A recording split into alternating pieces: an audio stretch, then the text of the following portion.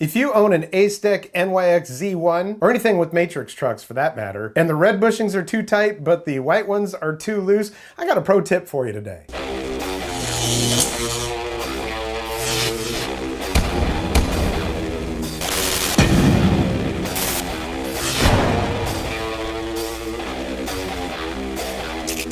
Welcome back, I'm Tony, and I love my Acedeck NYX Z1. I love this board, man. I ride this thing everywhere. I have a lot of boards, and this isn't the only board that I ride out of my quiver, but this one, when I ride it, I just don't have to think about what is on the ground before me. I mean, I can roll over anything with this thing.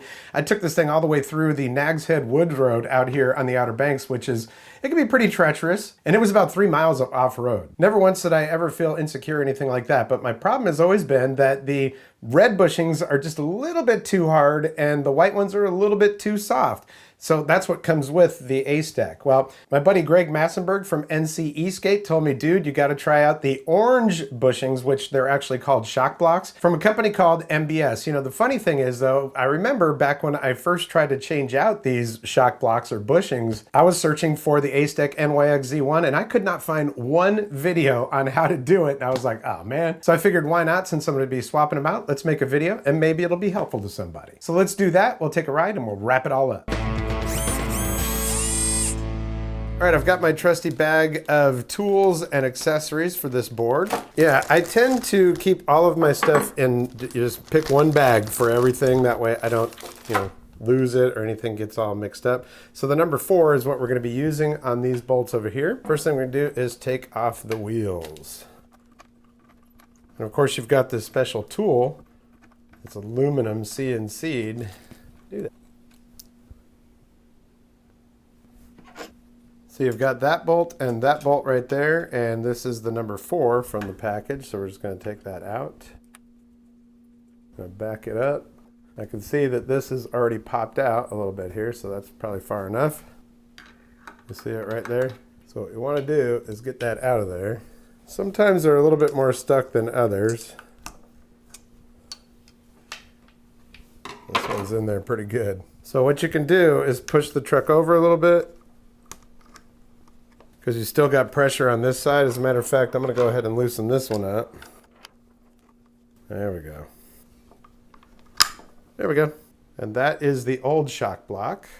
Now we've got the MBS mountain boards, always riding shock block. These are the medium orange. And you can see that these are basically the same thing. These seem a little bit taller than these. So you can see that there's a little bit of a lip right there, right? So that's where it's going to sit. And there's an angle on this that goes towards the inside of the board. Now while I've got this apart, you can see that these little pins, they just go in there and it's going to push on that, right? And that's how you adjust the tension on it. All right, so I'm going to push over on this. I'm going to put this in like that, and boom, we're going to slide it in. Now what you want to do is you're going to look down inside that hole and make sure that you can see the orange through that and not metal, all right? Because you want that little pin to go down inside that. Then we'll take our number 4. We're going to put this pin in here. We'll just tighten it down, just to make sure that it's seated. I'm not going to tighten that all the way because we want to do the other one now. First, you want to back that out so that the pin is actually all the way out of the mount. Don't necessarily have to take it all the way out, but I do. Yeah, this one's coming out a lot easier. And there we go. That's out. I'll pull that over. It definitely helps to pull over your trucks. I had forgotten about that at first. All right, so that little lip right there is going to make sure that it doesn't slip out. It's in there nice and good. And again, I'm going to pull this over so that I can see all the way through. And number 4.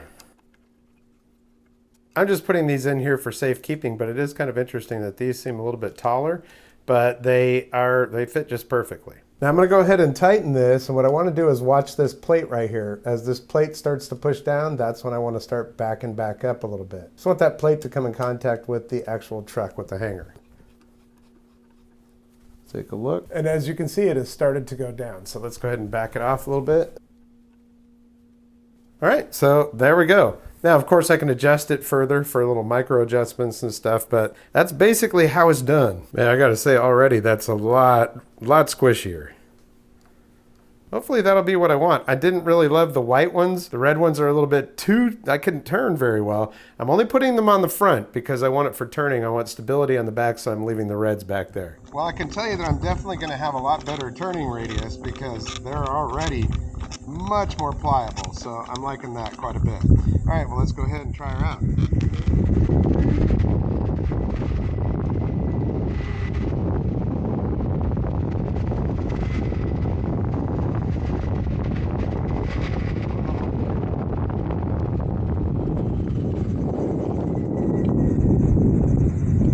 Well, I can already tell you that is making a huge difference. Carvability has improved.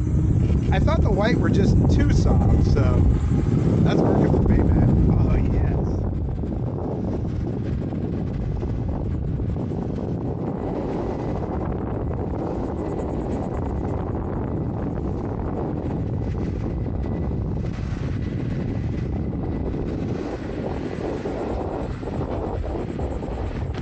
Now, it might be a little bit too much to ask to be able to turn around in the middle of this street, but let's try it out.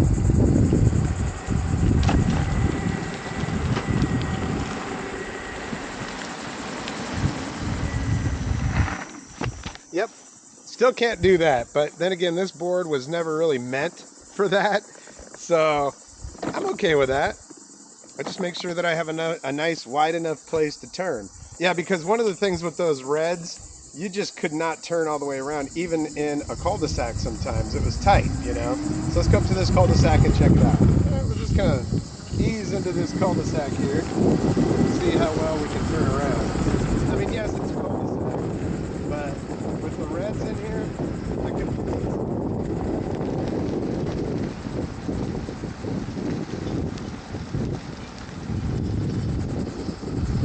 Nice. Yeah, if I had the reds in here, basically I would have had to go so wide that I almost wouldn't make it through that cul-de-sac right there. So yeah, I might have to do some micro adjustments still, but other than that, I think we're looking good. Well, I'm just gonna say, all in all, I'm really happy with these, and you know, orange for me is the way to go. Just in the front. Get those red in the back just to have more stability back there, but yeah. So in short, I'm just really glad that I got these things. It was under 30 bucks for the entire set. Actually, it was maybe about $35 after shipping or something like that, but definitely worth it. Love this board, but you know, the white ones were just, I didn't feel as secure on that. I got some wobbles with it, especially at higher speeds.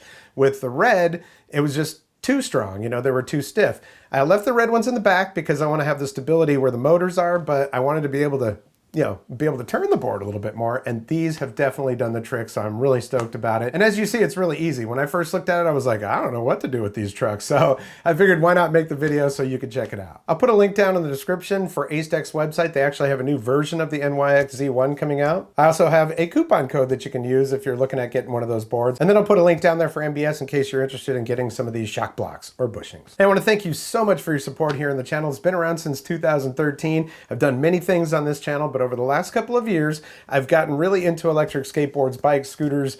I don't know, I'm just a big geek, so I've always been into electric stuff, right? Electric guitars and all that. Solar panels, solar generators. Yeah, that's all here on the channel, so if you haven't checked out some of that content, please do. I do have a thanks button down there if you want to leave a monetary thanks. It's not inexpensive to run these channels. The easiest way to support me is just to give this video a like if you like what you see. Also, a subscribe button down there if you want to hit that, and the notification bell. You'll get notifications when I upload new videos. Well, thank you so much again for your support. It's very humbling to me. That's going to do it for this episode. We'll catch you next time on the Vapor Trail channel.